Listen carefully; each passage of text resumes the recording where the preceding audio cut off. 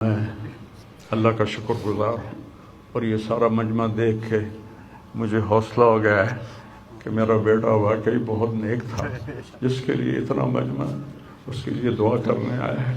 40 آدمی جنازے میں ہوں اور میت کے لیے دعا کریں تو میرے نبی نے فرمایا اس کی بخشش ہو جاتی ہے۔ اور یہ تو ماشاءاللہ ہزاروں گنتی سے بھی باہر مجمع کھڑا ہوا ہے۔ میں آپ سب کا شکر گزار ہوں۔ اور میرے بھائی اس دن کی تیاری کر کے مرنا چاہیے۔ اگر اللہ راضی ہے تو اللہ کی قسم موت سے خوبصورت کوئی پیغام نہیں، موت سے خوبصورت کوئی پیغام نہیں، اور اگر اللہ ناراض ہے تو موت سے خوفناک کوئی پیغام نہیں ہے۔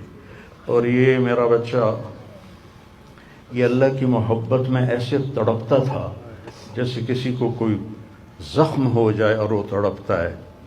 اور ہم اللہ کو جانتے ہیں، مانتے ہیں، ہمارے احساس میں اللہ کا تعلق شامل نہیں، ہم عقلی طور پر مانتے ہیں۔ میری 52 سال زندگی اللہ کے راستے میں نیک لوگ، اولیاء کرام، علماء کرام کے ساتھ گزری۔ میں باپ ہونے کی وجہ سے نہیں کہہ رہا، میں آپ کو یقین سے کہہ رہا ہوں، جیسی تڑپ اس بچے میں اللہ کی محبت کی تھی میں نے کبھی نہیں دیکھی۔ یہ 2 گھنٹے مجھ سے بات کرتا تھا اور میں ایسے بیٹھ کے سنتا رہتا تھا۔ بولنے والا کب سنتا ہے کسی کی بات، لیکن یہ ان پڑھ، بالکل ڈسلیکسیا کا مریض تھا، حروف کی پہچان نہیں تھی تو اس لیے نہ یہ پڑھا، نہ دین کا کچھ پڑھا، نہ دنیا کا کچھ پڑھا، لیکن اللہ نے اس کو عقل، فہم اور اپنی محبت ایسی دی تھی کہ ہمیں محسوس ہوتا تھا کہ اس کے اندر اس محبت کی آگ ہے۔ اور اپنی ماں سے کہتا، ماں دعا کرنا میں مر جاؤں، میں اللہ سے ملنا چاہتا ہوں، میں اس گندی دنیا سے تنگ آ گیا ہوں۔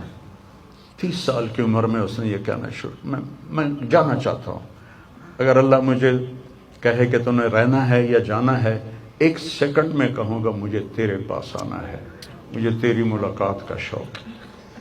اور مجھ سے پوچھتا، بابا آگے اللہ ملے گا مجھے؟ میں نے اس سے بڑی باتیں کرنی ہیں، مجھ سے ملے گا؟ میں نے کہا انشاءاللہ آج تم ملو گے اپنے اللہ سے، ضرور ملو گے۔ تیری تڑپ، تیری تمنا رہتی تھی میں اللہ سے ملوں۔ تو میں نے اپنی زندگی میں صرف ایک آدمی دیکھا ہے، یہ بچہ جس کے احساسات میں اللہ کی محبت تھی۔ احساسات جیسے ہمارے درد ہمارے احساس میں بھی جب شامل ہوتا ہے پھر ہم ہائے ہائے کرتے ہیں، اور جب تک شامل نہیں ہوتا تو ہم چلتے رہتے ہیں۔ اس بچے کو اللہ نے